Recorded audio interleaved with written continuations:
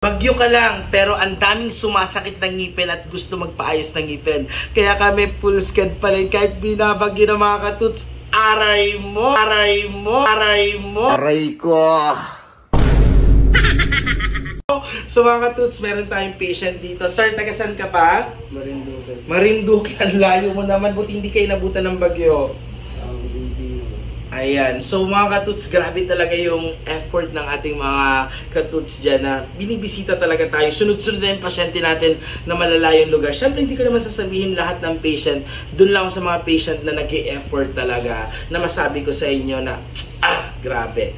Mga katuts, quick update lang tayo na may bagyo ngayon. So mag-ingat po ang lahat at pray natin na sana malagpasan natin at lumayo na yung bagyo dito sa atin, sa area natin. Kasi sa Manila, umaabot na po ang bagyo. At the same time, ngayon po ay naka-duty po ako sa Santa Mesa. Ang dami natin naka-schedule. Ang dami nagko-comment sa ating mga videos. Saan ang location ni Doc? Ito na. Ipa-flash namin at screenshot nyo na po. So ngayon, so every Tuesday, Thursday, and Sunday ang duty ko dito sa Santa Mesa.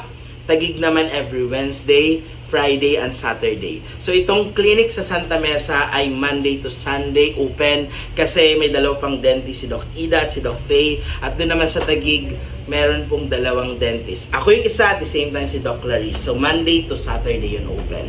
Sa mga katus natin dyan na nag-aabang ng mga free dental services natin, bilisan nyo na mag-comment na kayo bakit deserving kayo manalo ng ating free cleaning, pasta, bunot, and free postizo. Or even yung mga loved ones nyo, ilagay nyo na dyan. At saka maglagay kayo ng 3 friends. Tag your 3 friends. And also, don't forget to share our video. Abang-abang lang sa mga iba pa naming mga update.